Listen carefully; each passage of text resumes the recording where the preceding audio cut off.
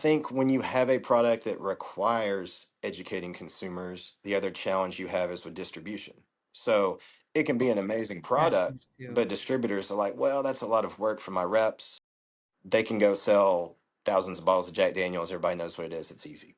Okay, this they have to explain it to their accounts. It's more work on their part. It's one SKU, so on and so forth. So it's really the distribution becomes a challenge as distributors want to move volume, and an artisan spirit that requires education is harder on a rep to sell than something that's incredibly well known via the brand name already that they can get the volume numbers through. And I think the marketing and the education part is an ongoing piece that requires a lot of cost that most people don't put that in their business model projections when they're trying to estimate costs to start up. They don't see that part of it. So there's all those factors too that just again people think having an alcohol brand is this big fun party, but it's like you got to think about all those things. There's a lot to it.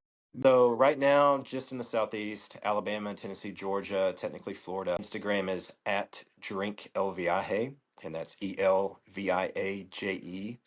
The website is lviaspirits.com. But the next, I think, at least way to access the product that I'm looking to pursue is probably going the direct to consumer, e-com route and having a shop on my website and people can ship via that way. And doing that with some of the partners I'm looking at, it'll ship to roughly 40 something states. So just about the majority of the country. Because I get messages from people from Washington, D.C. or California or all these different places like, hey, why can't we get a bottle?